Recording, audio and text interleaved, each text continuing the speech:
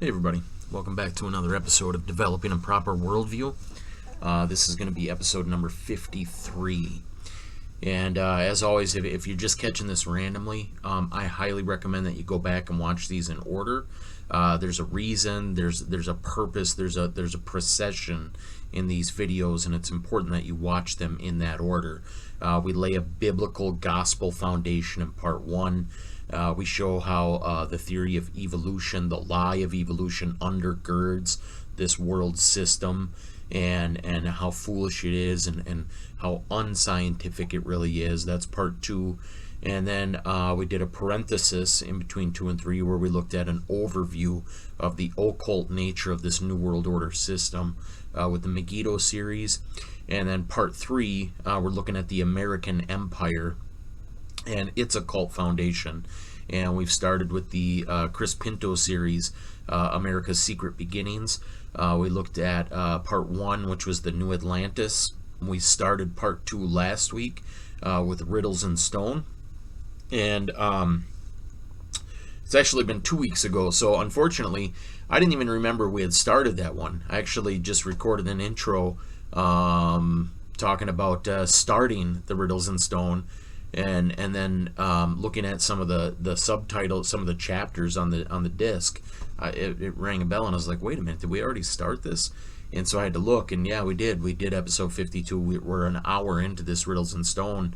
And unfortunately, because I skipped a week there where I didn't do one of these, my mind is just blank. I really can't recall what it is that we watched in detail. I know the entire series is looking at the symbology used in America, specifically in Washington, D.C., and how it's pagan, occult, mystery religion symbols.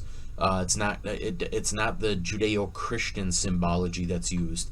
And so if America is claiming to be a Christian nation, then why is its foundation built upon these occult practices and myths and symbols, and especially our capital? Why are the buildings and the street layout, why is it so occult or occultic? Why is it so full of the mysteries?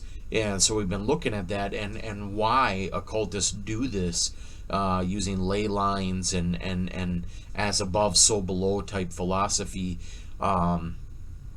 The occult nature of Gnosticism teaches that knowledge is power, that you can attain mystical knowledge, and it all traces back to that lie that the serpent told in the garden: ye shall be as gods if you eat from this tree of knowledge. Gain this knowledge and you will become like gods.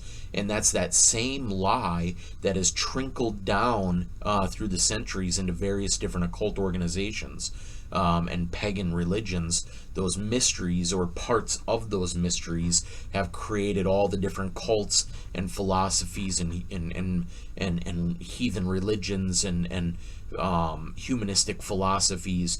They all have a semblance of this Luciferian serpent in the garden lie, developed in various different ways, or with different parts of it, but it's all aiming towards the same goal, which is a Luciferian New World Order system, a system where man is taught and told through these mystical arts that he will become God, that he will be a Superman, an evolved species. It's interesting that the Lord told us, I think in Romans, talking about the end times, that men would profess themselves to be wise. And that's what Homo sapien means. Homo being man, sapien being wise. Wise man. They profess themselves to be wise. And as a matter of fact, in today's anthropology, they call us Homo sapien sapien, wise man, like a really wise man. So it's and the Lord told us 2,000 years ago that this is what man would do. So but professing themselves to be wise, they become fools. They've bought into this. They've bit the apple, so to speak. They've taken a nibble of that fruit, which, by the way, Apple computers, it's the apple with the bite taken out of it, knowledge. A piece of computer information is called a byte. A byte of knowledge, just something to ponder on. www is the Hebrew 666. The World Wide Web. A web is a net, something that traps. It's a worldwide trap of the 666 system, the byte of knowledge. I mean, when you know what you're looking for, it becomes obvious, because the occult believes in symbology, believes in numerology, believes that we have as above, so below. That what that is as it is in the heavens. The knowledge that's there, we have to duplicate it here. And so so like why the pyramids and Stonehenge are built in line with the stars and the moon, because they're copying the heavens. It's why our cities, in the Revolutionary War time, were laid out the way they were, because people with this occult knowledge believe that there's mystical power in following these rules and following these formulas. It's a mixture of science and mysticism. It's through these formulaic principles, which is why, like, John Dee and Francis Bacon were considered scientists, although they were also dabbling in the occult, because it's communication with these demonic powers through which the devil gives them the kingdoms of the world, because the devil is the ruler of this world, the god of this world, the prince of the power of the air. Through these mystical arts of communication, they're given bits and pieces, bits of this knowledge, and then they think they're attaining godhood. They're elevating man, and bringing man up. But the path they're on is one of destruction. It leads in damnation, because it's the opposite of submission to God. We can't attain godhood on our own. That's a lie from the devil. We have to submit ourselves to the God, humble ourselves before him, and trust in him. But I forget where I was really going with this, but anyways, the symbology and why they do that, because they believe there's power in it. They believe that if they build things in the right way, on the right dates, with the right materials, at the right time, doing it in the right order, it'll open the communication with these entities, these ascended masters, or gods, or fourth dimensional beings, or angels, or whatever it is that they think they're communicating with. In John Dee's time, he thought he was communicating with angels. Francis Bacon the same. The Hindus believe they're talking to ascended masters. Some people think it's ghosts, familiar spirits. Whatever it is, the Bible identifies them as principalities and powers, agents of the devil, angels of light. They're demons that masquerade as all these other things in order to get people to buy into that system, and to steer this world in the direction that's going to bring it under the Luciferian system, which we know as the New World Order, which the Bible calls the beast system, the Revelation 13 beast system. And so that's where everything is heading. Man can label it New World Order or New Atlantis or whatever, a utopia. He thinks he's attaining this ascended mastery over physical reality, that he'll become a god, but he's being deceived by principalities and powers. What he's really doing is establishing the Luciferian dictatorship in which Satan will rule and reign, or this is his goal. We know from reading the book in Revelation 19, the Lord returns and destroys it. You can't wage war against God. He is God. He is the Almighty. It is foolish to wage war. But they're deceived through this Gnostic mysticism. They believe that they're communicating with these powers that are giving them information that will cause them to attain godhood and create a worldwide utopia, when in reality what's going on is they're creating the devilish dictatorship, in which all will be forced to worship the beast, or killed and persecuted. So And that's what the Bible tells us is happening. So when you have that biblical foundation, when you know what the Bible says about the end times, about this world system, and about where we're heading, then you can examine this. You can see the New World Order at play, and you can see how it fits. It's one and the same. They're doing exactly what the Bible says they're going to do in ignorance. They don't know they're doing it, but they're walking right in that direction, building the New World Order of their destruction. It's bringing about their condemnation and the return of Jesus Christ. So, and America is really a key in that, is a foundational key.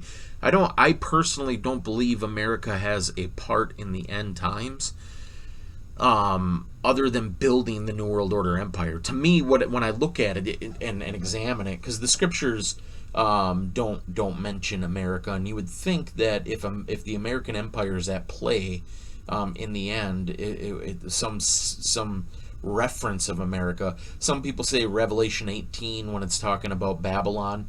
They'll say Revelation 17 is a different Babylon than Revelation 18. You got like a religious Babylon in 17 and a financial Babylon in 18, and they'll say that 18 is referring to America. I would say that's possible. I personally don't believe it. Through what I've examined and just the way the world hates America, and how the national sovereignty, the pride and freedom, Americans love freedom for the most part and desire to have that, and that doesn't fit with the New World Order system. So what it seems like to me is that this new Atlantis, this new American system, was built in order to become, in order to use the Judeo-Christian morals and ethics to build a powerful free nation that would prosper, and then it would be used to conquer the rest of the world. It would be used to bring the entire world in line with this New World Order system. And it seems to me like once that's done, which I would say we're at that point, once the New World Order system is in place, once it's ready to go and be activated, America's no longer needed. The muscle's no longer needed. In a sense, we are the worker that has built and laid the foundation for the New World Order system. Now the work is done, the worker's no longer needed. So it seems like America will either be transformed into some third world, anti-free, socialist, communistic, whatever you want to call it, whatever title you want to give it. But it's not going to be a free sovereign nation. It's going to be some sort of authoritarian system. It seems like either that's going to happen or America's going to be wiped out. And I could see it going either way. I mean, right now with the political landscape and the push for socialism, it seems like we're right on the border. It seems like 50% of the population has been significantly duped and brainwashed into accepting this authoritarian government system, Big Brother system, that once fully in place quickly becomes a dictatorship. So it seems like half the people are in favor of that through propaganda and through fear and through all the manipulation tactics they use. Maybe even more than half, and plus they're bringing in a lot of third world country people who don't have the same love for freedom that others do, in order to transform this nation. So I could see that happening, but also because of our immoral ethics, the transgender, the gay, the abortion, just the rampant perversion, all these things. You could also see severe judgment and destruction like Sodom and Gomorrah coming as well. So I don't know which way it's really going to go there, but I feel like we are on the precipice. And the New World Order states that 2030 is their agenda. Now I don't give a whole lot of credence to that, because they've been working on this New World Order system for hundreds of years, and I'm sure they've had end dates and goals, like the year 2000 was their goal, but those are really loose goals for them. They're willing to move that date back. They're willing to move slowly to ensure that this happens. So if 2030 don't work out, they'll push that back. But right now, there is a 2030 agenda, and it does seem like there's a quickening with the world events, that freedom is being erased. a socialistic dictatorship is coming in. The way the economy is moving, it seems like they're getting, like, the middle class is on the verge of destruction. So then we'll just have a feudal system of those in power and the servants. Like, that's the problem with a socialistic system, where you become dependent on the government. Once everybody's dependent on the government, then they just start getting rid of resources. Like right now, everybody's getting great unemployment benefits and food stamps and EBT and free housing and free phones and all this stuff. Everybody's loving it, living it up. The government's giving us this great materialistic lifestyle. But once government has complete control, that goes away. Then you're left with rations. You're left, they give you only enough to survive as long as you're a good worker. That's socialism throughout history has worked that way. So socialism is really just a step towards dictatorship. But, well, I didn't plan on doing a long introduction here, but I'm just kind of rambling. But, so, yeah, and it's really hard to tell where we are, where America's future lies. But I do believe the New World Order system is in place. Like that foundation has been laid. It's the world is ready for it. It's been built. It just hasn't been turned on yet. The system is in place. It's just not activated yet. And so it seems like that's all there. I could see 2030 happening. I could see that. It's going to require drastic changes here in America. Like I say, we're either going to see destruction and collapse, or ultimate destruction and judgment.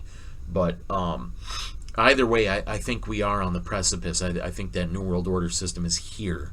I think their goal of the New Atlantis is here. So, yeah, we watched an hour of Riddles in Stone, and I guess, yeah, without further ado, let's just pick up right there.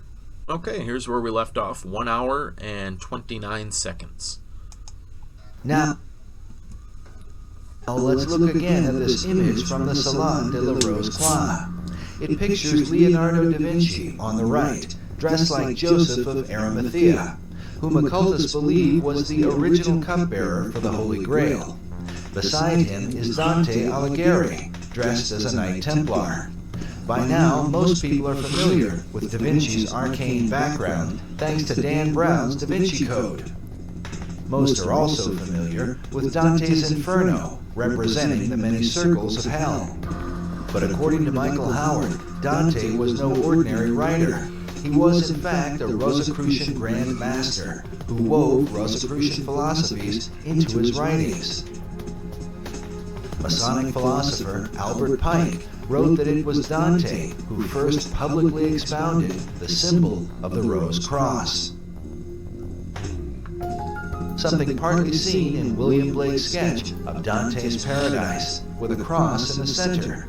But now look at this drawing done by famed artist Gustave Doré.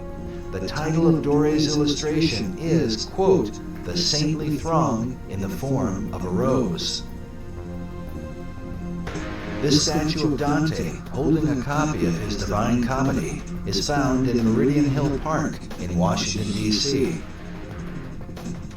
This is the same park that is said to have marked the sacred 77th meridian upon which Washington, D.C. was built.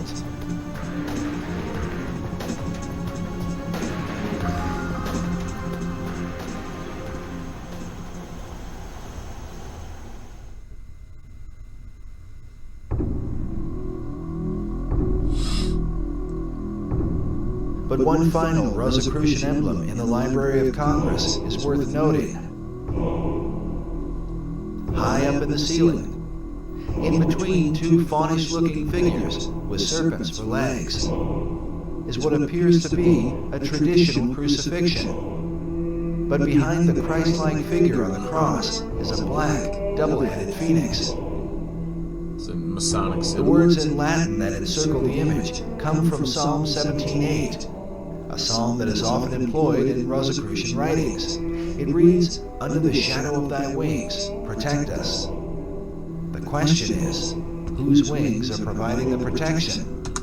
The phoenix is an interesting occult symbol because it's something that dies and then rises out of the ashes. And crisis management, or order out of chaos, is one of the key foundations to understanding how the New World Order operates, how it achieves its goals. Because when people are in a crisis, when people are in a fear state, they get tunnel vision. All they want is to escape the fear, escape the danger.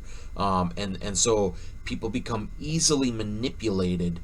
Any sort of leadership that rises and says, I will get us out of this, it's easy to follow that. And so what they do is they create chaos. They burn to the ground, so to speak, like the phoenix, and then out of that create something new. They have a goal in mind. They have a solution in mind. In order to achieve that, they scare everybody through crisis and then offer this as the solution to get away from the crisis. So like right now, you have the COVID-19 crisis, this made up pandemic that's, no more dangerous than tuberculosis or the common flu. It's like a 99% survival rate. But they've used the propaganda machine to constantly pressure people into fear mode, constantly bombard people with death, danger. And so people are just scared. And what's the goal that's offered? Mandatory vaccinations. That's where that's heading. And that's been one of their goals of depopulation for a long time, and that's something we'll get into further down the road. But it's an example of they create the chaos. This COVID was created in the University of North Carolina and then sent overseas to the Wuhan lab in China. It's a man-made virus that was released on purpose to create this pandemic, to then offer these solutions. But they're also using this, it's a dual, like there's a philosophy in the New World Order: never waste a crisis.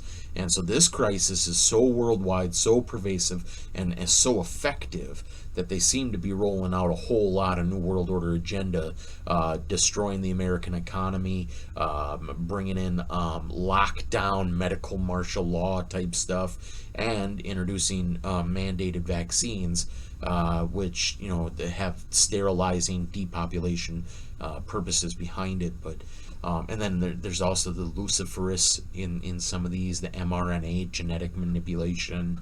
There's some crazy things on it. But the double-headed phoenix is a sign of that order rising out of the chaos, and it's looking both east and west, so it has complete control over the entire world. Chaos coming out of this.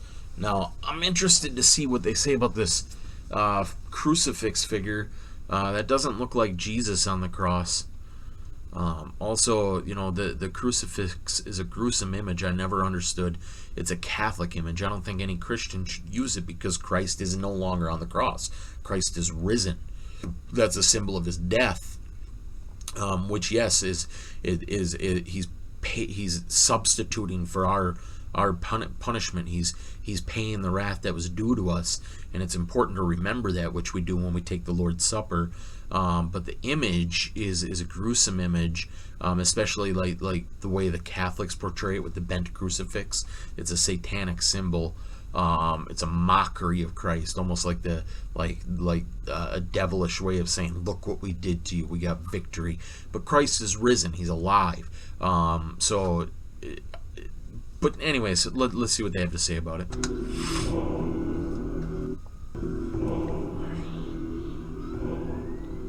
Oh, I guess that's all. They just wanted to show it. Oh. I apologize for rambling on. We probably won't get much further into this video today, all the talking I'm doing. The Rosicrucians, like the Freemasons, follow a particular philosophy known as Hermeticism, which is directly related to how and why Washington, D.C. was built. Hermeticism is Hermetic magic based on Hermes, the shepherd of Hermes, or the staff of Hermes. It's a form of occult magic. Bill Schneebelen will introduce us to that later on when we start getting into the occult stuff.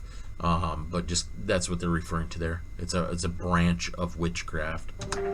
The origin of this philosophy dates back to the deepest recesses of the ancient world. and to what has been one of the most dominant subjects in archaeological and metaphysical research through the 19th and 20th centuries, the lost empire of Atlantis. In Plato's dialogue, the entire authority of the Atlantis tale is based on the reputation of Solon, the Greek poet and lawgiver. Plato cited Solon as his source of information concerning the Atlantis story.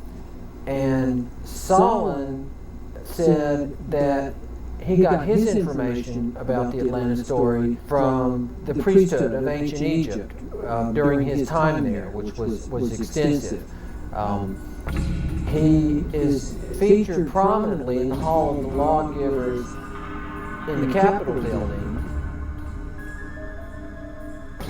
And he is also featured prominently on the pediment on the back of the Supreme Court building. The pediment above the east entrance of the Supreme Court building features Moses holding the 2 tablets of the 10 Commandments. To his right is Confucius, the ancient Chinese philosopher, while on his left is the Athenian lawgiver, Solon. Solon, was one of the 7 wise men of Greece, seemed to be very realistic about what he knew, which we knew where he got what he knew entirely, but he passed it on to Plato. So in the old Atlantis that was in legend, at least, although it seemed like that Solon and Plato really believed it existed. Atlantis is significant to understanding the secret societies, as it is said that all the mysteries believed by them had their beginning in this ancient empire. Well, it's this concept that there is ancient, mysterious, magical knowledge, which we initiates only can provide to you, and goes back to the time of Atlantis. All knowledge, the power to heal, the power to destroy, godlike powers hidden within secret societies. The ancient mystery religion is said to have been carried in secret to preserve the teachings through the Dark Ages. It's believed the mysteries were adopted by the Knights Templar, who brought them back to Europe when they returned from the Crusades. Templars came over to the Holy Land, and this is where the Templars got a lot of their kind of outre heretical ideas that later on got them in a lot of trouble.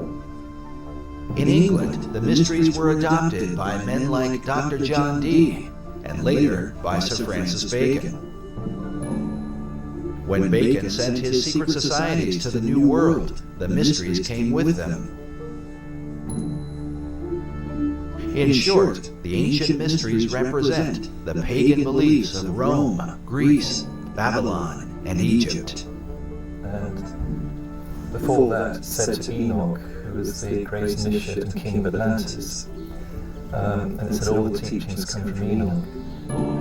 Enoch is mentioned in the book of Genesis, where it says that Enoch walked with God, and he was not, for God took him. The biblical Enoch was then adopted by the ancient occult philosophers, who transformed him into a synthesis of various pagan gods and wise men.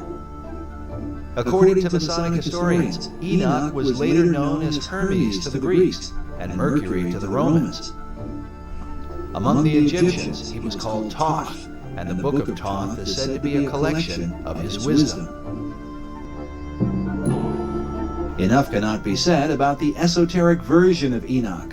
When Dr. John Dee made contact with angelic beings, they supposedly communicated a system of magic to him based on the Book of Enoch. Today, this system is widely practiced and is known as Enochian magic. Yet it is Enoch's identity as Hermes that seems most prevalent in the mysteries. And hence the term hermetic. And supposedly there was this great, awesome teacher of occult lore who was known as Hermes Trismegistus, which means thrice greatest Hermes. And he produced this book that's called the Divine Poimander. And this is kind of like, if you will, a Bible of ancient occult lore. It was Hermes who was said to be the first to discover the zodiac and invented the art of communicating knowledge to the world. More importantly, Hermes taught men the craft of building cities. In the Divine Poimander is revealed the Hermetic maxim, as above, so below, as pictured by this tarot card of a magician with one hand up and the other hand down. As above, so below, but after a different manner. And what that means is that in esoteric thought, in everything that is above is reflected down below. So for example, a human being is a certain shape and form, but the universe itself is a giant version of the human body. And that everything that is down here has a supernal, macrocosmic, if you will, origin. And that's one of the essential concepts in the occult. As above, so below is repeatedly symbolized in esoteric art and a variety of symbols, the most basic of which is a triangle pointing upward or above. This is accompanied by a second triangle pointing downward below. When combined, they form a hexagram, commonly recognized as the Star of David, one of the most dominant symbols in the occult. Removing the base of the triangles, one can see the outline for the square and compass of Freemasonry.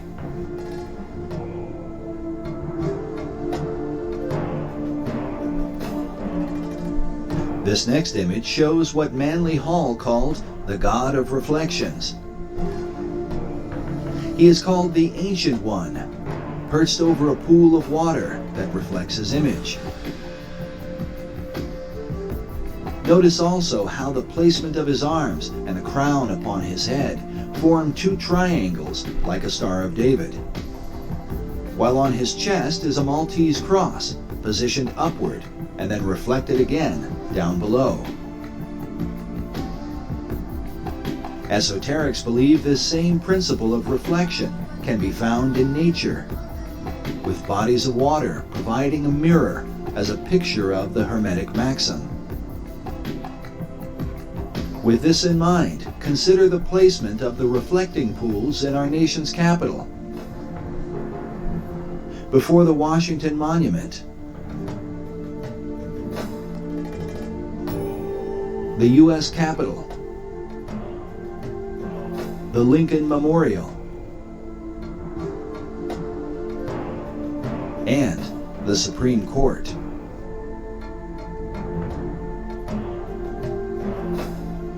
As above, so below is the philosophy that guided ancient cultures into building their cities and sacred monuments in alignment with the stars.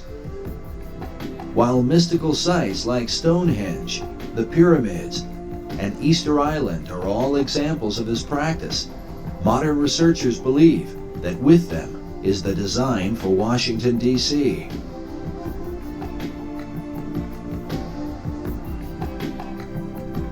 As above, so below. All those individuals that were involved in any type of architecture to the ancients, that philosophy, that dictum, especially in Freemasonry, was as above, so below. What you have in the heavens should reflect at a certain period of time that which is on the earth. So Washington, D.C., in my opinion, has some very strong, powerful spiritual energies because of the lining up of these buildings to various stars.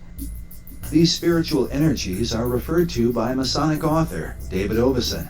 He writes that in the years following the American Revolution, the Masonic fraternities held ceremonial layings for government buildings. Such buildings were aligned with the stars and with the spiritual beings who ruled the stars. The debates over the design for Washington, D.C. usually begin with the designers themselves. Were these the sort of men to employ esoteric philosophy into the building of America's capital city? There's a distinction we have to make between the street plan of Washington, D.C. and the architecture that adorns it. We know the names of the four major people that laid out the street plan, and the variations that happen in those street plans. And then there are any number of architects that worked on the various buildings that went up over the years. Nevertheless, at every major level, the influence of Freemasonry is said to have played a pivotal role. So much so that many researchers claim to see a Masonic square and compass in the street design itself. Clearly, a lot of the designers and architects of Washington, D.C. were Masons, starting with George Washington himself, who was a high-ranking Mason and who was a leading force and a guiding force for both the location of the city and the layout of the city. Washington's authority as the father of a new nation would set the course for America's capital city, beginning with its designer.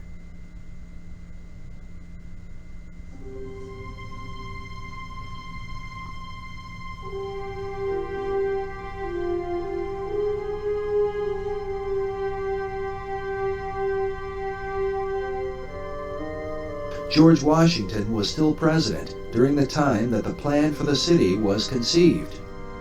Washington had commissioned Major Pierre Charles L'Enfant to work out the initial street design. L'Enfant had come from France with the Marquis de Lafayette and served with Washington during the Revolutionary War as one of his officers. He was known as a temperamental Frenchman, sometimes difficult, if not impossible, to work with. He, as I understand it, felt very strongly about the plan that he developed for the street layout of the city. So much so that when minor changes were suggested, he became irate. Oh, absolutely not. No changes. No changes. But nonetheless, if you look at his original plan, which is of course available, you can see maps, his map of, and it is very similar to the current layout of the city. L'Enfant insisted his original design be followed to the letter, something that would later lead to his dismissal from the project.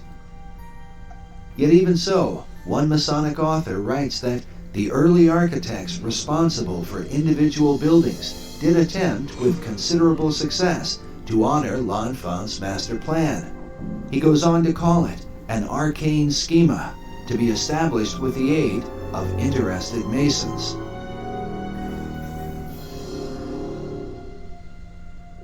Yet in the planning stages, L'Enfant was particularly at odds with Thomas Jefferson. These guys had a terrible, they just did not get along. Jefferson, of course, was a very important part of the designing of Washington, D.C. Jefferson himself, along with Benjamin Franklin, was said to be deeply involved in astronomy. Jefferson spent 5 years as the American ambassador to France. When he returned, he brought with him the influence of European architecture. Along with Washington, Jefferson, and L'Enfant was Andrew Ellicott, the surveyor for the city, and Benjamin Banneker, his assistant. Banneker has been called the man who loved the stars. He was a free-born African-American who published a famous almanac on astronomy. His influence on the design of Washington, D.C. has been greatly disputed. Some believe that when Pierre L'Enfant was fired from the project, he took his designs with him. Good day, sir. L'Enfant. And that Benjamin Banneker was able to recreate the plan from his photographic memory later on. Others argue that copies of L'Enfant's design were still available, and that the unfinished elements were then added by the surveyor, Andrew Ellicott. a little-known figure who some believe was a Freemason. While mysteries abound about the specifics, one thing all of the designers and surveyors seemed to have in common was an interest in the esoteric elements that would compose Washington, D.C. Ultimately, when the final design was presented, George Washington chose to call it the L'Enfant Plan. Perhaps the most influential researcher into the L'Enfant Plan and the mysterious, arcane elements of Washington, D.C. has been David Oveson, who wrote the book, The Secret Architecture of Our Nation's Capital. In his book, Oveson argues that the real mystery of Washington, D.C. is to be found in Federal Triangle. What Oveson felt was that Federal Triangle was basically reflected from the stars. Oveson's research, more than any other, confirms the idea that Washington, D.C. was built according to Hermetic principles, as above, so below. It was laid out to reflect what was going on in the stars, where you had a right-angled triangle surrounding the constellation of Virgo. The right-angled triangle surrounding Virgo is partly reflected in the layout of Federal Triangle and symbolizes the Pythagorean theorem. The theorem simply states that the base of a right triangle squared and the perpendicular side of a right triangle squared are equal to the third side, known as the hypotenuse. This theorem is said to be of unique and mysterious importance in Freemasonry. It's interesting that in the third degree of Masonry, the Master Mason candidate is given several lectures. And one of the lectures, he is told to meditate upon the 47th problem of Euclid, which is also the 47th theorem of Pythagoras. And it's also known as the Pythagorean theorem, which is the sum of the square of the hypotenuse is equal to the sum of the square of the other two sides in a right triangle. And of course, everybody goes, huh? You know, what's that got to do with anything? But it sounds really impressive. And of course, it's never explained. You have to go and look it up. You have to take the initiative and go into a Masonic library or a Scottish Rite library. Fortunately, there was a huge one in Milwaukee where I live. And then you learn what they're being told. What they're being told is that, and again, symbols have different levels of meaning. And for example, the upright part of a right triangle symbolizes Baal. The horizontal part of the right triangle symbolizes the female, who is of course prostrate and passive. And the hypotenuse, which connects the two, that symbolizes the divine child that Baal and the goddess create. Baal and Astarte, Isis and Osiris, pick the name, you know. See, then the fact that DC's laid out like that gives some credibility in my mind to the idea that the future world ruler, the Antichrist, I don't like calling him the Antichrist,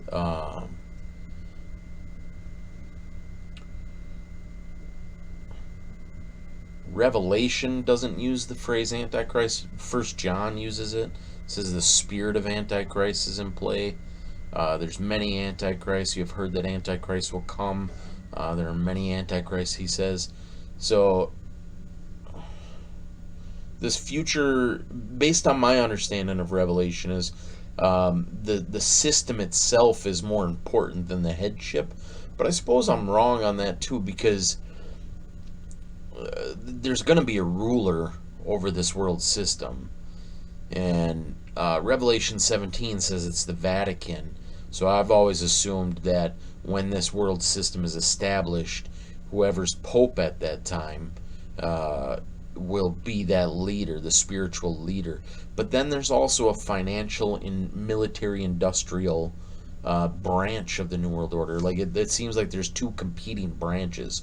There's the religious one headed by the Pope, and there's this financial one headed by the 13 families of the Illuminati. And I don't know if they're jockeying for power. Revelation seems to imply that the woman rides the beast, so the spiritual, the Pope, Roman Catholicism, controls the beast, the world system, directs and guides and controls. But Revelation also says that the 10 kings that come from this world system, so it's almost like this world system will be divided into 10 districts or regions, which the Club of Rome, a New World Order organization, has a map outlining that. But these 10 kings will turn against popery and destroy her. So it seems like that eventually this military industrial arm of the New World Order is going to overpower the religious arm. And so you'll have to have a head, a CEO, a leader, a president, an emperor, whatever. And that person's going to be Luciferian, is going to be empowered by Satan, if not indwelt by Satan.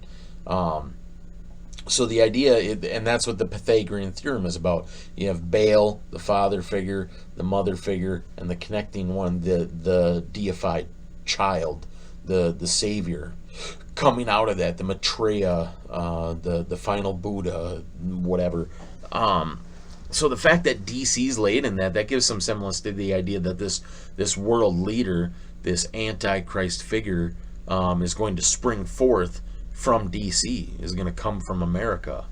But that's all just theoretical. I'm just spitballing off the top of my head here. The same thing. They're trying to evoke the Trinity, the pagan Trinity of Baal or Osiris and Isis and Horus.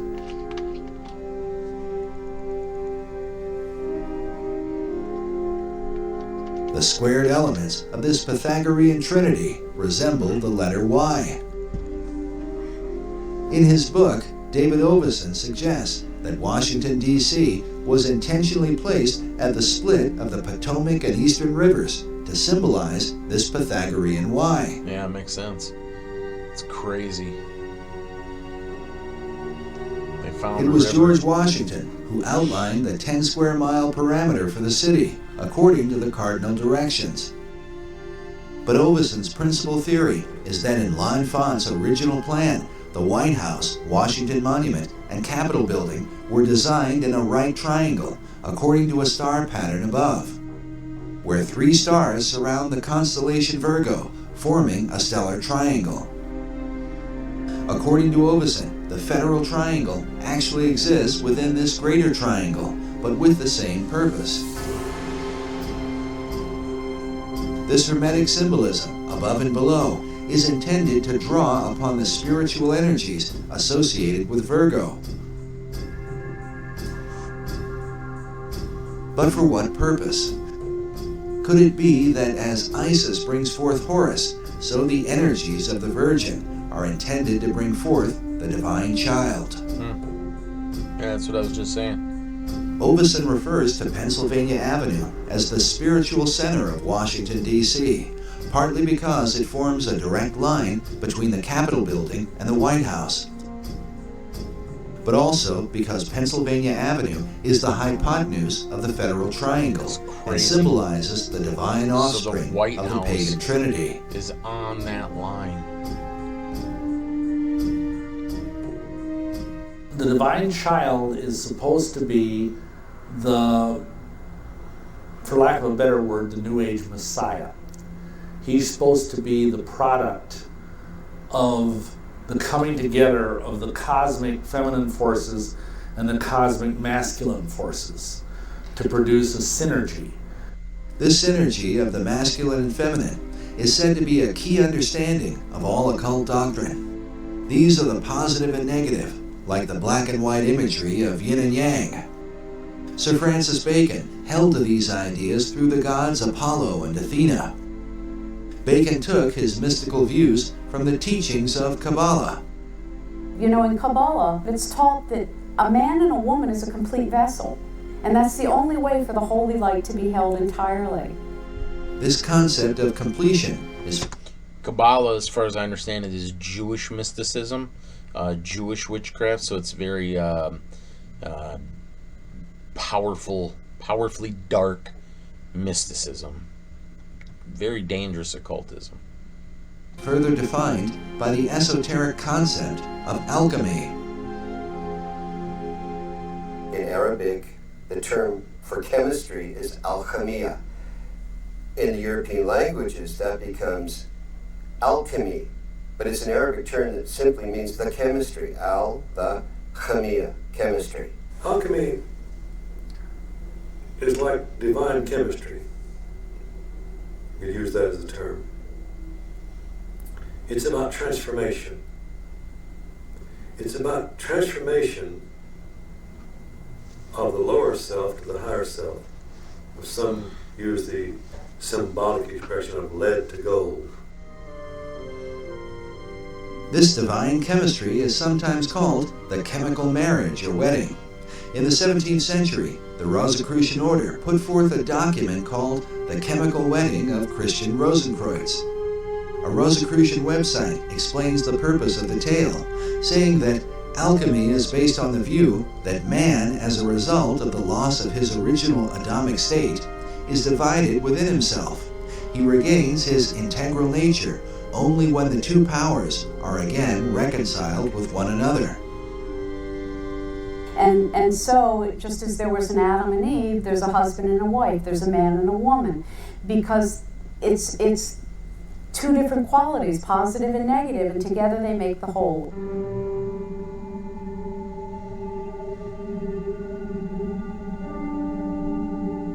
Throughout Washington, D.C., the alchemic and Pythagorean principle of the male and female seems to be repeated again and again.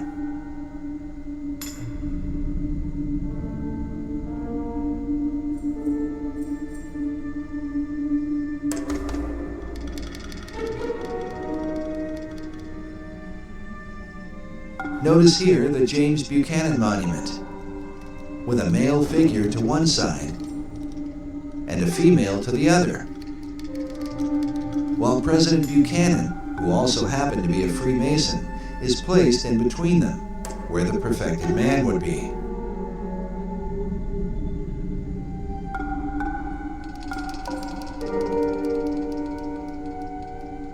Very interesting.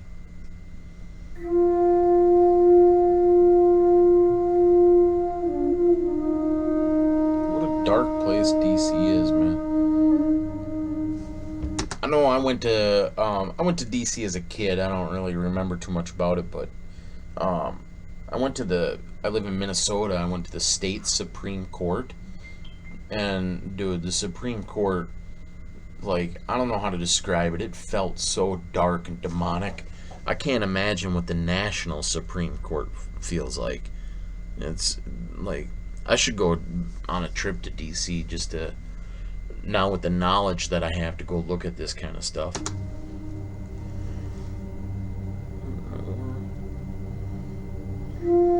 But perhaps the clearest single representation of this Pythagorean alchemical formula is the Boy Scout Memorial found on 15th Street between E Street and Constitution Avenue.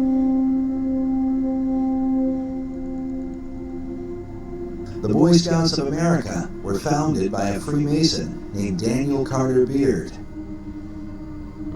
And so it seems only fitting that the Boy Scout Memorial would be a kind of American Trinity, where the Boy Scout himself stands in the place of the divine offspring.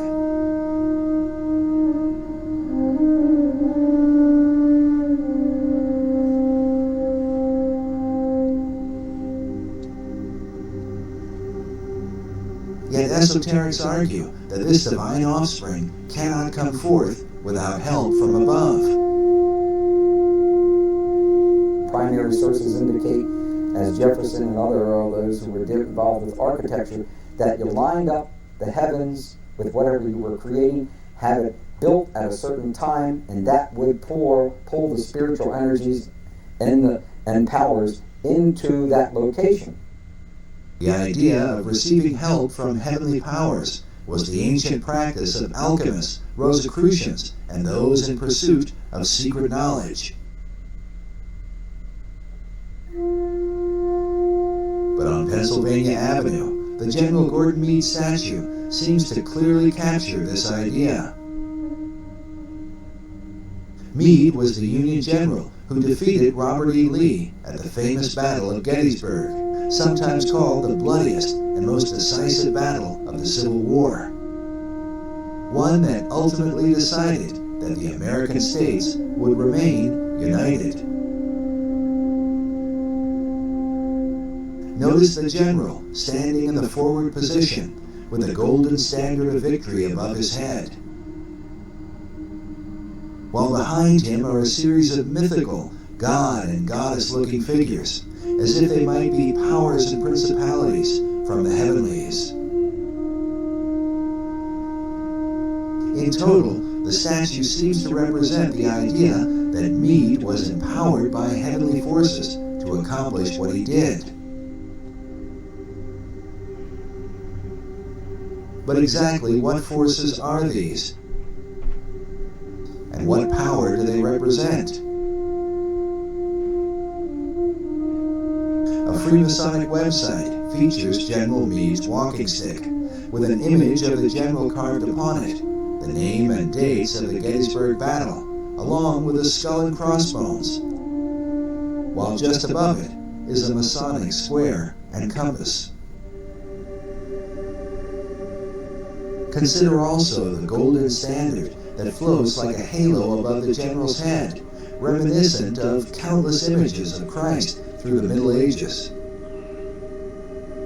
The theme of a Christ-like figure empowered by heavenly beings has many levels in Washington, D.C. You notice how Washington was doing the as above, so below pose? Companion to the Virgin symbolism which appears throughout the city, not the least of which is the goddess Freedom that sits atop the U.S. Capitol. A replica of Freedom is found inside the Capitol itself. The Virgin is said to symbolize purity and perfection, and hence becomes the alchemical companion to the perfected man, who also brings forth the divine child. In front of the Supreme Court building are found a male figure to one side and a female to the other.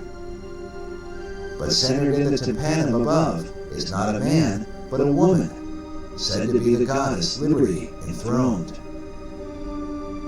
But exactly what liberty does she represent? David Oveson's book is subtitled The Masons and the Building of Washington, D.C.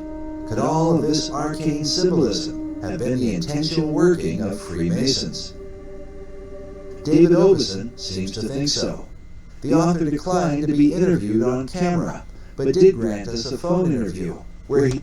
Trying to remember, Liberty goes by another name.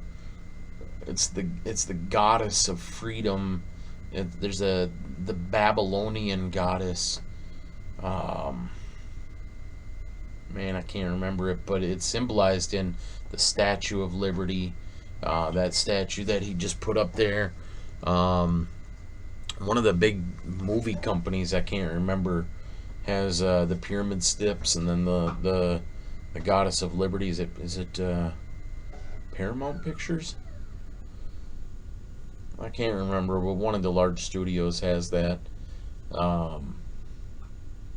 Liberty. What the heck was the name of the Babylonian goddess? But anyway, it's a pagan Babylonian symbol. I wish I had a symbology video I could show you, because once you're familiar with all these different occult symbols, you see it everywhere. You start to see that the devil really is the god of this world, and he gives the kingdoms, he gives power and authority to whom he wishes. People in power and influence are usually involved in occultic activities. Heads of large corporations and industry, military leaders, politicians, celebrities, anybody with power and influence has been given that kingdom, that slice of the kingdom by the devil through their worship of him through these various occult organizations. And then they stamp everything they do with the symbology. So once you're familiar with the symbols, you can see the symbology everywhere, and you start to know, okay, well, that guy's an occultist, this lady's an occultist, that whoever's the head CEO or owner of that company is an occultist. Sometimes it's just coincidence. If you have a company that you call Star Landscaping and you use a 5-point star, that doesn't necessarily mean you're into Wicca. You just use the 5-point star. But when it's an industry, a large global dominating industry, or when it's an industry known to have a new world order agenda or philosophy or principles, and they use an occult symbol, then you can start to piece it together. I did a video series a while back on the Illuminati, and part of that includes symbology. I don't know if I'll be able to isolate that section of the video, find it, and we can just work through that maybe. But it'd be interesting to show that. I'll think about. I'll probably will do that. I got to figure out where to fit it in. He told us he felt his lengthy book was merely scratching the surface. We also learned from the Masonic headquarters in Washington, D.C., that since the book's publication, David Oveson has become a Freemason. But while many Masons are proud to say that America's capital is full of Masonic symbolism, not all of them agree. From my studies of the design of Washington, D.C. and its history, I do not believe that there are any secret plans or designs related to Freemasonry. Dr. S. Brent Morris is an honorary 33rd degree Mason and the managing editor for the Scottish Rite Journal, Masonry's premier publication. Oh yeah, so his office is located inside the Masonic House of the Temple in Washington, D.C. Norman Vince Harry Truman, Bob Dole, Gene Autry, John Philip Sousa, John Lennon. We know that he wore this medal. We're not sure that he wore it at the cornerstone. There is the apron that he wore. That apron is still in existence. So there he is laying the cornerstone. Now, while Dr. Morris is proud of Masonry's long heritage of prominent members, he disagrees with Oveson's notions of Masonic symbolism in stellar alignments and signs of the zodiac. Freemasonry uses the zodiac in only the most superficial way. They use it as an emblem to refer to the heavens. You can go to the National Academy of Sciences and you can see star maps representing the heavens. You can see in their mosaic floor, you can see designs of the gods and goddesses. And certainly if anyone in Washington is not influenced by astrology, it would be the National Academy of Sciences. Freemasonry uses the zodiac as a symbol for the sky, as a symbol for the heavens. We talk about the 7 liberal arts and sciences: grammar, rhetoric, logic, arithmetic, geometry, music, and astronomy.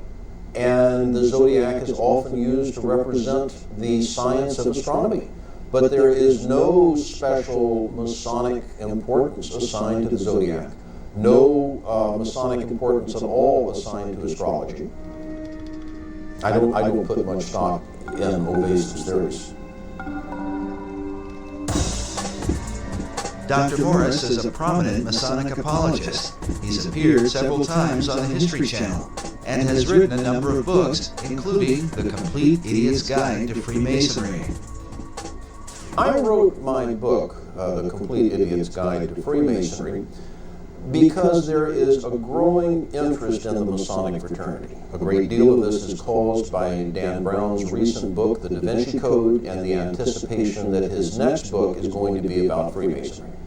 Because of this growing public interest, I thought it was important to put a book, simple to read, that was factual and that addressed many of the accusations, the claims, the rumors about He took an oath to protect the secrets of Dr. Morris has even lectured at Canterbury Tower in London, the former home of Sir Francis Bacon, who is considered... I was talking to my speaker. I thought the camera was over here for a second.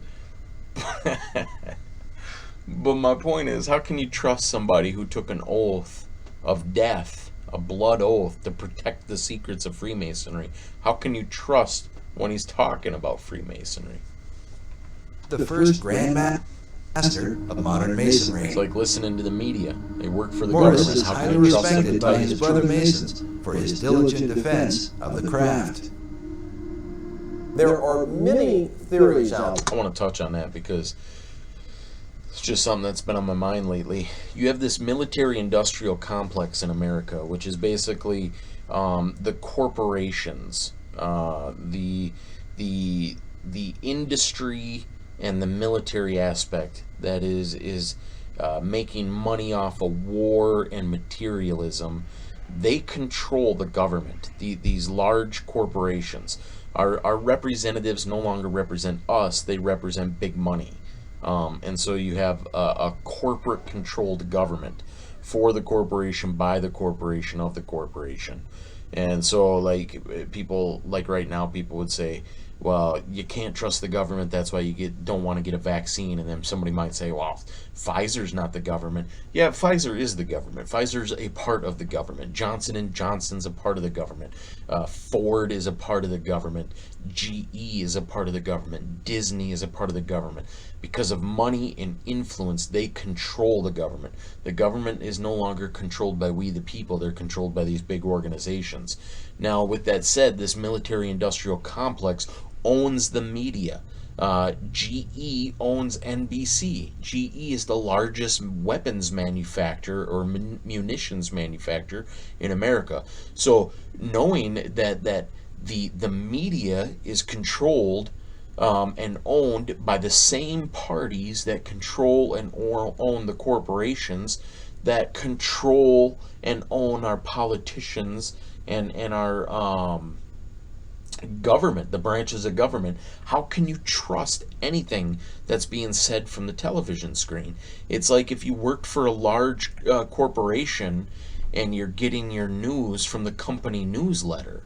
If there's rumors going around the office that the company might sell, and everybody's going to lose their job, and are you going to trust the company newsletter that wants to pacify everybody, keep everybody content, keep everybody working? Because if they find out they're all going to lose their job, nobody's going to work hard anymore. So they keep that under wraps, and they put out a newsletter saying, the rumors about our sell are over exaggerated. It's nothing to worry about. Are you going to how could you trust their interests lie in deception? They need to keep the people deceived. So it is with the media. The media is a propaganda machine for the military-industrial complex. They need people to buy into what they're selling. So how can you trust anything? It doesn't matter if it's Fox, CNN, MSNBC, ABC, CBS, BBC, PBS. It doesn't matter because 90% of all media, newspaper, radio, television, is owned by the same 6 major corporations. So everything, 90% of information is coming from 6 military, industrial, corporate influences. All the information is coming through them. So it's just going to be propaganda, not real news. We had I was thinking about this the other day. I praise God that I got saved and awakened to the New World Order when I did, because I got saved and awakened when the internet was booming and information was freedom. You had all these alternate media sources where you could research without the influence of these large corporations. It was still a free, independent marketplace. And that lasted for about 20 years. But now these large corporate influences have taken over the internet, have consolidated and monopolized the internet. So it's Alphabet, Google, YouTube, Facebook, Twitter. They control everything. It's these large corporations. So the same thing that happened with television, radio, and newspapers has now happened with the internet.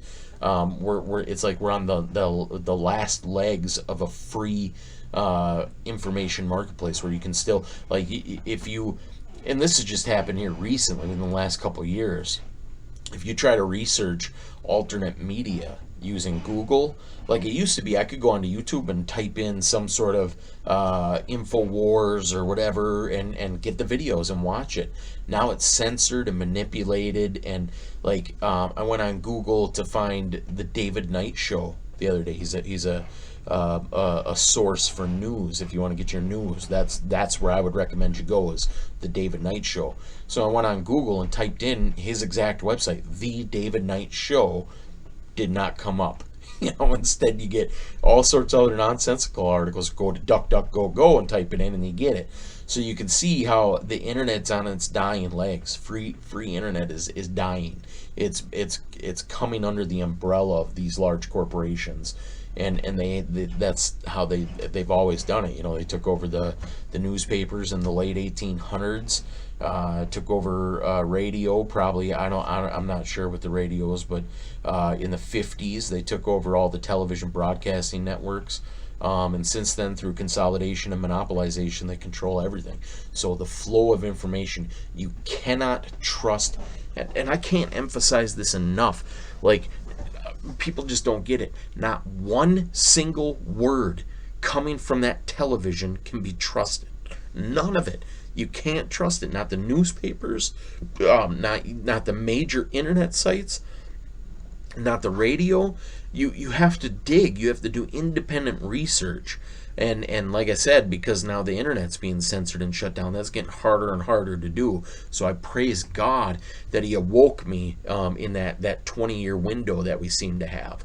Like, from the internet boom of the dot-coms, I don't know, when was that, 96, 97, until 2017, 2018 here just recently, during these last elections, the censorship really amped up, but we had that 20-year window where we had freedom and access to all this information.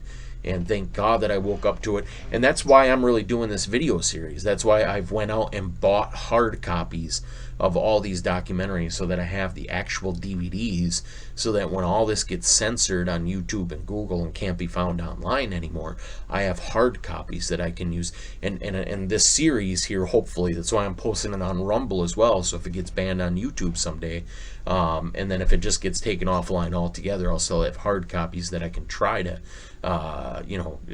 bring this information to others, or when I die, pass it on to the people left behind. But yeah. They're about the influence of Freemasons on the United States.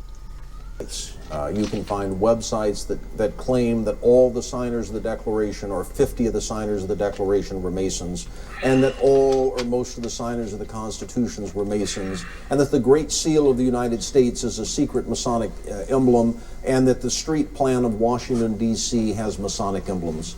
And there are two groups of people that promote these ideas. The first group of people are the anti-Masons, the people that hate the Masons, that want to show that there is some evil, powerful, possibly demonic conspiracy that is guiding the United States. And the other group of people are the overeager Freemasons that want to promote the theory.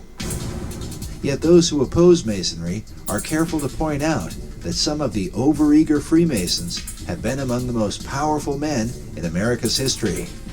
Ed Decker is one of the leading Masonic critics and author of the book, The Dark Side of Freemasonry. Decker warns people about what he feels are the dangers of Masonry. My background in Masonry comes from my family. We've been Masonic family for as long as I can go back to.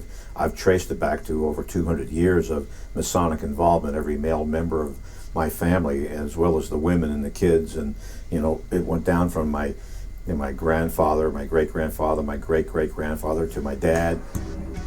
Decker even claims to have been threatened by Masons when exposing their secrets in the past. I've been shot at, beat up, accosted, spit on, you name it. But when they're shooting at you, you know they're serious. My life has been threatened, been shot at a number of times. Praise God, I'm alive from that too. Decker believes that Freemasons use clever tactics and word games to cover up their influence in America's history, and to hide the truth about their secret rituals. I was on a radio show in California one time years back, and I was talking about the 30th degree of the Scottish Rite, where they drink wine out of a human skull, the top of a human skull, and they talk about that the bread you eat in this Masonic communion is the actual bodies of Zoroaster and Confucius and Jesus and all the great teachers and Buddha and so forth, and that the blood you drink is the actual blood of the combination of all these great leaders and great teachers of mankind and the great Masons. It's a form of Masonic transubstantiation, and I was talking about this as when you go to a ritual and they have you drinking wine out of a skull, you got a problem. And I got a phone call that came in, and the caller said, "I'm a Mason. I've been a Mason for 60 years, and you're a liar. We don't drink it out of a human skull." And I said, "You're a liar. You do drink it out of a human skull. Don't tell me so. I know. I've been there, seen it." And he said, "Well, we drink it out of a plastic skull, not out of a real skull." I said, "Oh man," it was a word game with him. The question has arisen for many: if some of the leading and most powerful men in America's history take part in such occult practices, what will the consequence ultimately be for America's destiny? A destiny planned by secret societies, said to be written, like so many riddles, in the stones of Washington, D.C.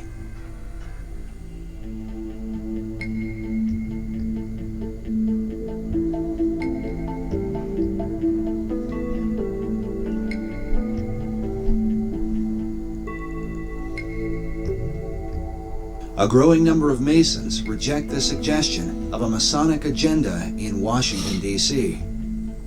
Among them is Trevor McEwen, the Grand Historian for the Masonic Lodge of British Columbia. If you study architecture, you'll note that architects will occasionally play little in-jokes, where, say, in the frieze work around the top of a building, there'll be medallions, so they're supposed to be old Roman coins. So what they might do is, rather than put a Roman emperor as the face, they'll put their brother-in-law's face there. No one can really see it, but it's there. They'll put their children or their pet dog or across fishing rods because they like to go trout fishing. They'll put little symbols or little ideas hidden in the building just simply because it's their signature work. And they're allowed to do that. No one will really notice.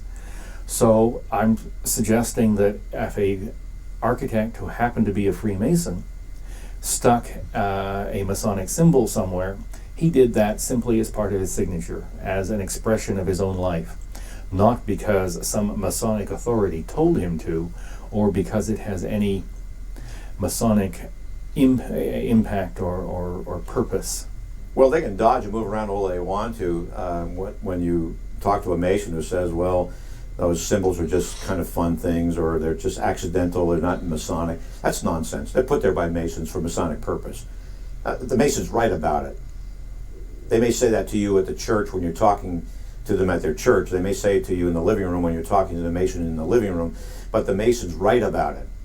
You know, in their magazines, they do articles about them, and you go on the web and go onto the Masonic websites, and they brag about it. They point to it. One such Mason is Michael Bagent, the world-famous author of the book Holy Blood, Holy Grail. Bagent is on the board of trustees at Canonbury Tower in London. He is also the editor of the magazine Freemasonry Today, a publication that openly refers to Washington, D.C. as the Masonic City. Yet among the chief debates is the Masonic membership of its two chief designers, Pierre L'Enfant and Thomas Jefferson. What's interesting when you chase down Thomas Jefferson or someone like Pierre L'Enfant is it's like chasing a shadow. Many Masonic lodges and websites openly declare that Thomas Jefferson and Pierre L'Enfant were in fact Freemasons. Jefferson in particular is commonly placed in the lists of Masonic presidents, including this collection from the Harry S. Truman Presidential Library. Needless to say, Truman himself was a proud Mason.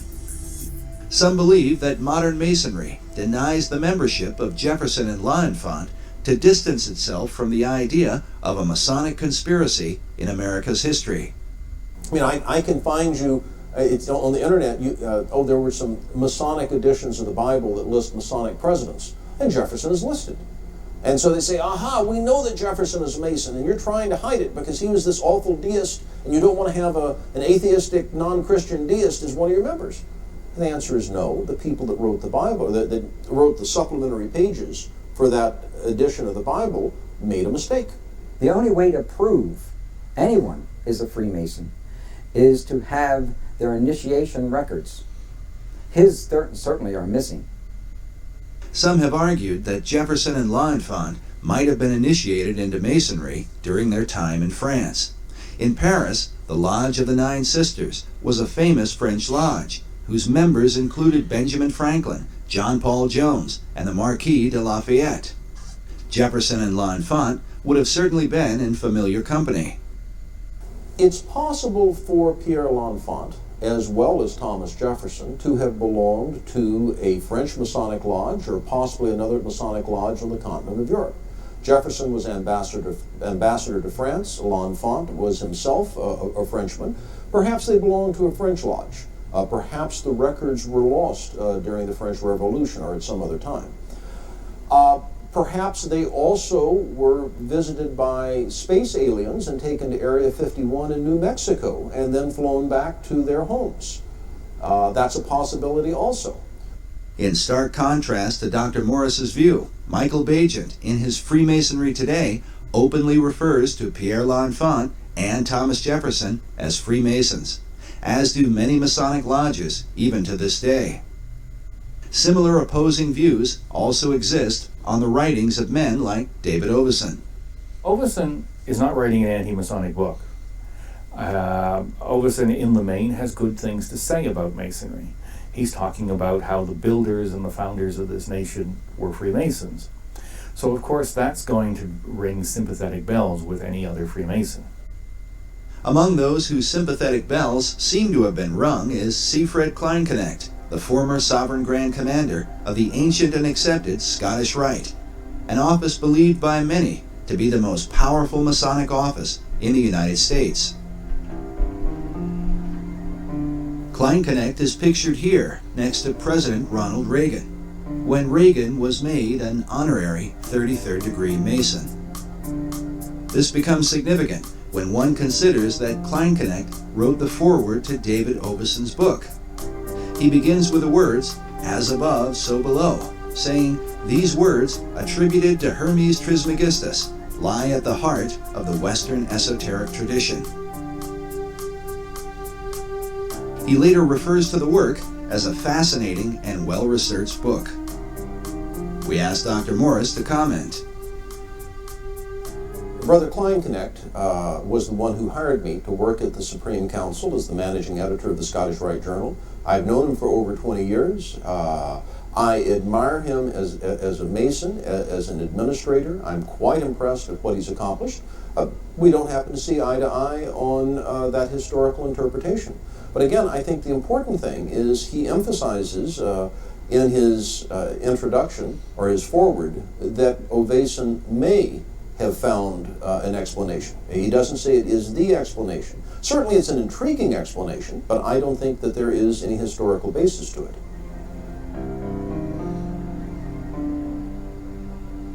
Of David Oveson's research, Siegfried Kleinknecht writes that recent scholarship demonstrates the undeniable influence of Freemasonry exerted on the American system of government. While Kleinknecht is careful in his suggestion, he goes on to relate Oveson's work with that of 19th century Masonic icon Albert Pike. Albert Pike is the father, really the father of American Freemasonry. I don't know a greater authority on Scottish Rite Masonry than Albert Pike because he authored it. He's the one who wrote Scottish Rite Masonry, the 32 degrees. Albert Pike, in his ritual research, suggests that the ceiling of Masonic lodges should be painted with symbolic constellations. In the foreword to Oveson's book, Kleinknecht comments on Pike's suggestion for a ceiling design. He says, "The astonishing thing is that Pike's ceiling design reflects precisely the same mysteries observed by David Oveson in this book." Albert Pike was one of the most prominent 19th century Freemasons. He joined the fraternity, I believe, in 1859, just before the Civil War. He was a scholar of ancient languages, was very familiar with what we would call comparative religion today, and he was given the task by the Supreme Council for the Southern Jurisdiction to rewrite their rituals. And this he did just before the Civil War, and then after the Civil War, He was elected Grand Commander of the Southern Jurisdiction, and he served in that position until his death in, I think, 1891. Pike held the office of Sovereign Grand Commander for the Southern Jurisdiction, which is based in Washington, D.C. This is the same office that would be later held by Siegfried Kleinknecht. Albert Pike's great contribution to the Scottish Rite is his book, Morals and Dogma of the Ancient and Accepted Scottish Rite of Freemasonry. On the title page it reads, Esoteric Book for Scottish Rite Use Only, to be returned upon withdrawal or death of recipient. It's given to the new Masons after they've gone through a series of stuff. Then they're given a copy of Albert Pike's book. Pike declared that the true definition of Freemasonry is an advance toward the light.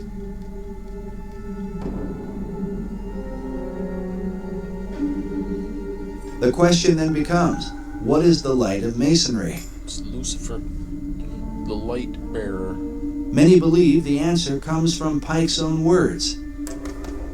In Morals and Dogma, Pike wrote, Lucifer, strange and mysterious name to give to the spirit of darkness. Is it he who bears the light? Doubt it not. I mean, the Bible says that the devil comes as an Masons angel of and light. their critics will likely agree that these words, perhaps more than any other, continue to haunt Pike's memory.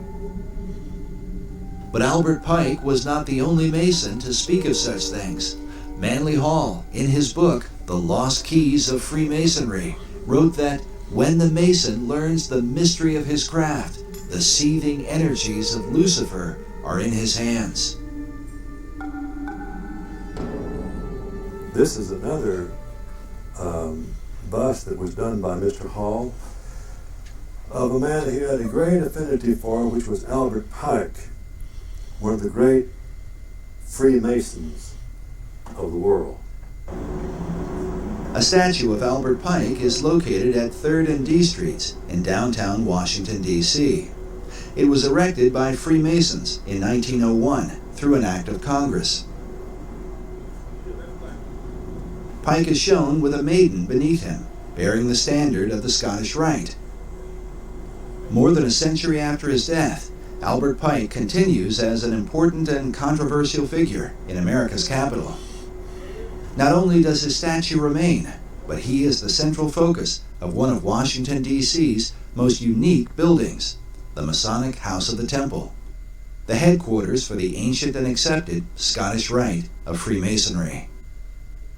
The building was designed by 20th century architect John Russell Pope, who modeled it after the mausoleum at Halicarnassus, one of the 7 wonders of the ancient world. Pope himself was not a Freemason, so he relied upon the esoteric knowledge of Elliott Woods, a 32nd degree Mason who was the architect of the United States Capitol at the time. The top of the temple is shaped like a step pyramid that some believe parallels the truncated pyramid on the back of the dollar bill. If you count the courses of masonry on the pyramid, you'll see it has 13 courses of masonry, and that corresponds to the 13 steps on the pyramid that is the roof of the house of the temple. Not only is the number 13 present in the roof design, but the house of the temple is said to be 13 blocks north of the White House, leading some to believe that a secret Masonic signature somehow ties Masonry with a seat of power in American government. One of the interesting theories put forward about the layout of Washington, D.C. is that the House of the Temple is exactly 13 blocks north of the White House. And the statement is usually said with a great deal of dread, and I'm sure that if we had a soundtrack accompanying it, there would be deep bass strings playing in the background to emphasize that sense of dread. Now, it turns out that there are some side streets at a halfway marker, and if you count them, and you don't count the streets that are in the circles, well, by golly, you can come up with 13 if you kind of squint your eyes and look at it sideways. Using a simple map, 13 individual cross streets can be identified between the White House and the House of the Temple, located on the south side of S Street. Dr. Morris's contention, however, is that if one counts the 2 streets that cross Scott's Circle, rather than only the street that runs between them, it would not amount to 13 blocks. Yet even prominent publications, such as U.S. News and World Report, have written that the Masonic House of the Temple is about 13 blocks north of the White House. But superstition about 13 seems ingrained in American culture. Even our modern elevators specifically avoid the number. It's said that President Franklin Roosevelt would invite his secretary to dinner to keep from having 13 people at the table, and would avoid going out on the 13th of each month. Yet it would seem that FDR was not so troubled about the appearance of 13 on the Great Seal of the dollar bill.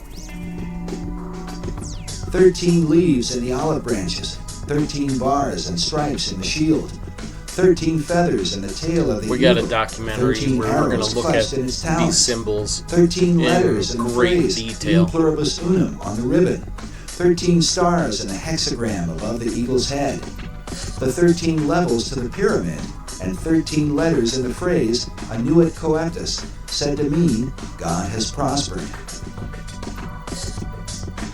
When French architect Pierre L'Enfant laid out the design for Washington, D.C., David Oveson tells us he planned for 13 approximate straight lines of avenues for the city. But what does 13 mean in the occult?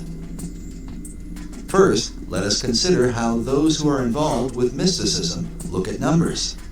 William Wynne Westcott, a well-known Freemason and one of the co-founders of the Hermetic Order of the Golden Dawn, explains that the followers of Pythagoras referred every object, planet, man, idea, and essence to some number or other. The numerals of Pythagoras were hieroglyphic symbols, by means whereof he explained all ideas concerning the nature of things. He goes on to say that all systems of religious mysticism are based on numerals. Some believe the phobia about 13 comes from the Last Supper, where supposedly Judas Iscariot was the 13th person to arrive and then later betray Christ. Kabbalists say 13 represents man's ability to go beyond the zodiac, to ascend above the stars of heaven.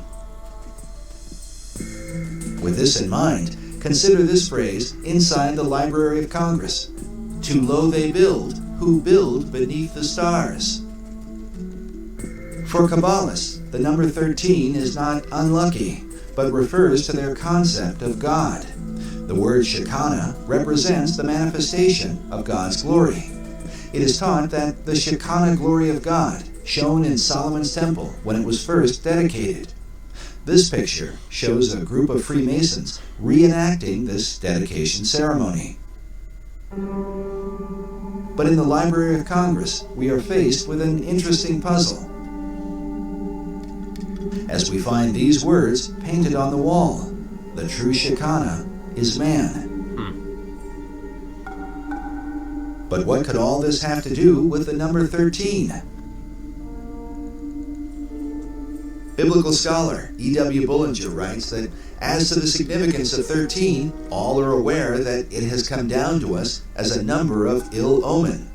Many superstitions cluster around it. Unfortunately, those who go backwards to find a reason seldom go back far enough. We must go back to the first occurrence of the number 13 in order to discover the key to its significance.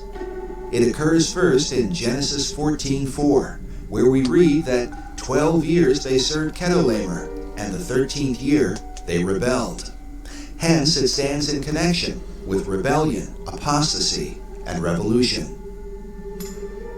It was when America was made up of 13 colonies that its rebellion against England occurred. Was this just a coincidence, or the intentional working of the Freemasons who launched the Boston Tea Party? An event commemorated here on the ceiling of the Capitol building. Nearby is an illustration which had originally been designed by Benjamin Franklin. Franklin himself was a master mason and the head of several lodges in America and Europe. In his proposal for the Great Seal of the United States, Franklin coined the phrase, rebellion to tyrants is obedience to God. It's unbiblical. In this illustration, Franklin chose to represent the early colonies in the form of a serpent, divided into 13 sections, with the words, "Join or die," in the midst. The traditional belief is that all of that was based on the fact that there were originally 13 states in the Union, and that the number 13, that's the conventional view, is just simply because there were 13 states that the number 13 was emphasized. Another 13 is found, about 13 blocks south of the Masonic House of the Temple. The cornerstone of the White House was laid on October 13th, 1792. The architect for the White House was an Irishman named James Hoban, who took his design from Leinster House in Ireland. Since 1922, Leinster House has been headquarters for the Irish Parliament, but before that was known as the first Masonic Lodge in Ireland. In 1307, the Knights Templar were betrayed in Europe by the Pope and the King of France. By now, it is well known that they fled to Scotland for refuge, hiding themselves in Masonic lodges. Yet according to 18th century Masonic author Baron Karl von Hunt, certain Templar leaders made their way to Ireland before they reorganized and formed their well-known power base in Scotland. The Knights had a foothold in Ireland since about the 13th century through their banking operations, and would have likely gone underground to protect themselves once the persecutions began. What we do know is that centuries passed, and in time, Leinster House became the birthplace of Irish Freemasonry, with obvious connections to the Knights Templar. Leinster House was once called Kilwinning Lodge No. 75, or the High Knights Templar of Ireland. James Hoban, the architect for the White House, was himself an Irish Freemason. But the White House cornerstone bears a further Templar twist. The Charleston City Gazette reported that the date recorded by the Freemasons for laying the first stone read the 13th day of October, 1792, in the 17th year of the independence of the United States of America. It just so happens that October 13th, 1792, was the 485th anniversary of Black Friday, Friday the 13th, when the Knights Templar were overthrown in Europe. The numbers 4, 8, and 5 equal 17 for the 17th year of America's independence. All right, we're going to stop there, I think. 201.56. All right, so, yeah, a lot of good information. I was trying to find a good spot to stop there and didn't know where, but we'll just quit there and pick up next time, Lord willing. But I think I said everything I wanted to say. Oh, interesting about the rebellion, the 13 and rebellion. I'll hear Christians quote that, and I've probably mistakenly quoted that in the past too. Death to tyrants is obedience to God. That's not biblical. Romans 13 commands that we submit to authorities. Rebellion is satanic. Rebellion is evil. We are not to rebel against the authorities. We are not to take up arms and fight. So the rebellion of the 13 colonies, was an unbiblical act. So people who say America was founded as a Christian nation, it began with a very unchristian, unbiblical act. Christians are to be passive, loving, gentle, kind, not violent at all, willing to lay down our lives for others, to be humble and submissive. In even when government asks us to do something biblical, we don't take up arms. We passively resist. We resist by saying, "I'm sorry, I can't do that," and then we accept the consequences. If government says, "Bow down and worship the statue or die," we say, God can deliver me, but if not, I'm not going to bow down. So I choose death. It's a passive resistance. But anyways, I just wanted to mention that as well. But yeah, so we're almost done. Lord willing, we got one more here to part 2, and we'll get into that next time. As always, I appreciate you watching. I love you. We'll talk to you later.